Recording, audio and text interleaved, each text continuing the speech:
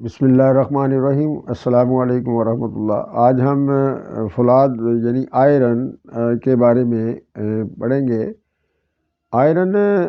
جو ہے اس کی انجذاب کو جو چیزیں کم کرتی ہیں اس پہ بھی ہم ڈسکس کریں گے اور اس کی اہمیت کا جائزہ لیں گے۔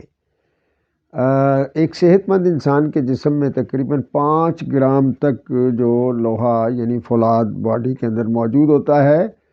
اور اس مقدار کا 65% خون کے اندر موجود ہوتا ہے۔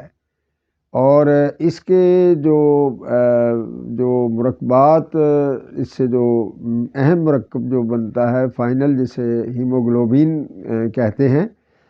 ہیموگلوبین جو ہے یہ ہمارے جسم کی نشو و نما اور ریسپریٹری سسٹم اور جسم کے تمام اعضاء کی غذائیت کو باہم پہنچانے کا اہم کردار ادا کرتی ہے۔ ہیموگلوبن کی کمی کی وجہ سے انسانی جسم کی قوت مدافعت کا کمزور ہونا اور کئی قسم کی بیماریوں کا عود کر آنا یہ اس کا حصہ ہوتا ہے۔ ہیموگلوبن کی بدولت ہمارا جسم جو ہے وہ توانا اور صحت مند نشو و نما اچھی ہوتی ہے، اور یہ اس کے پیچھے جو اہم کردار وہ فولاد کا ہی ہے۔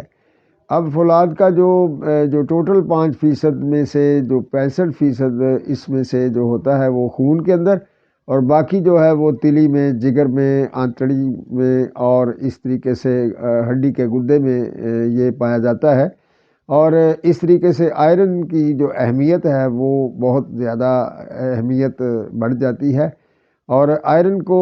ہمارے جسم کے مختلف خلیات کو اس سے زندگی ملتی ہے، اور آکسیجن کی فراوانی کے نظام کو بھی یہ درست رکھتا ہے۔ آئرن سے جو انتظام کو کم کرنے والے جو عناصر ہیں ان میں یا تو معدہ جو ہے، اس کے جوسز جو ہیں، گیسٹرک جوسز جو ہیں، یعنی وہ متاثر ہو جائیں تو بھی آئرن کا انجذاب جو ہے وہ متاثر ہوتا ہے، اس کی ڈائجسٹو سسٹم جو ہے وہ ڈسٹرب ہو جاتا ہے، ہضم اس کا ہونا مشکل ہو جاتا ہے۔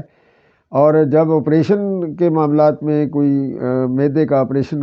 کیا جائے، کاٹ دیا جائے اس میں سے کچھ حصہ، اور وہ جو اس طریقے سے چھوٹی آنت کا بھی آپریشن ہو جائے، تب بھی یہ آئرن جو ہے وہ جذب ہونے اور ہضم ہونے کا عمل اس کا انتہائی سست یا کم یا ختم ہو سکتا ہے۔ تو اس طریقے سے آئرن کے مختلف وجوہات ہیں جو وٹامن سی کی موجودگی میں اس کا بہتر طریقے سے انجذاب اور باڈی کے اندر اس کی جو ہے وہ پائیدار طریقے سے عمل دخل جو ہے وہ معاملات کی جو بہتری کے لیے ہوتا ہے۔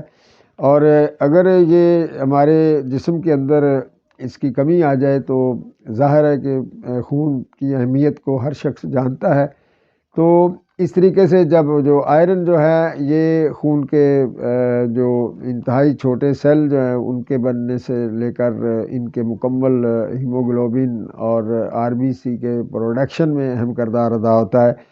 اور لوہے کی اہمیت کا اندازہ ہم سورہ حدیث قرآن پاک میں الحدید، سورہ الحدید سے لگا سکتے ہیں کہ اللہ تعالیٰ نے لوہے کے متعلق کتنا اس کا اہمیت کو بتایا ہے۔ اور یہ جسمی انسانی کے اندر بھی اسی طریقے سے ہی یہ مضبوط ترین انسان کا جسم جو ہے وہ آئرن کی جو ہے وہ بدولت یا اس کے اعتدال پر ہی انسانی جسم کے لیے صحت مند ہونا ایک بہت بڑی دلیل ہے۔ یاد رہے کہ لوہے کا استعمال ہزاروں سال سے اطباء قدیم کرتے چلے آ رہے ہیں، اور اس کی تیاری بڑی دلچسپ، اور یہ اگر ہم اس کو فی زمانہ جو تطبیق دیں تو وہ بالکل سائنٹیفک بیسس پہ اس کو تیاری کی جاتی رہی ہے، اور اب بھی یہ اس کی تیاری کی جاتی ہے۔ اور اس میں یہ ہے کہ جیسے مثلاً اس میں چاٹی کی لسی کا استعمال سے لے کر اس میں تمام موسمی پھلوں کے جوسز جو ہے نا وہ ڈال کر اس کو تیاری کے مراحل سے گزارا جاتا ہے، اور اس طریقے سے جو آئرن ہے اس کا نمکیات کو حاصل کر لیا جاتا ہے، اور پھر آخر میں اس کو حرارت دی جاتی ہے اور اس کی ٹریچوریشن ہوتی ہے، ایک پروسیس ہے۔ بہرحال مقصد یہ ہے کہ اس میں جو ہے وہ کھٹے پھل جو ہیں اور جو آئرن والے جس میں زیادہ سے زیادہ آئرن موجود ہوتا ہے جن پھلوں میں، ان کے جوسز کا بھی استعمال ہوتا رہا ہے، اور اس کے انجذاب کو بڑھنے اور اس کے ہضم ہونے کے وہ تمام پروسیس جو ہیں وہ ہمیں اس چیز سے اندازہ ہوتا ہے کہ اطباء کے طریقہ کار جو ہے وہ بالکل سائنٹیفک طریقے سے اس کی تیاری کی جاتی ہے۔ جزاک اللہ۔ اب ہم اس کے اگلے سیشن میں دیکھیں گے کہ جو فولاد ہے اس کا ہضم ہونے میں ہمیں کس طریقے سے جو تیزی پیدا کی جا سکتی ہے،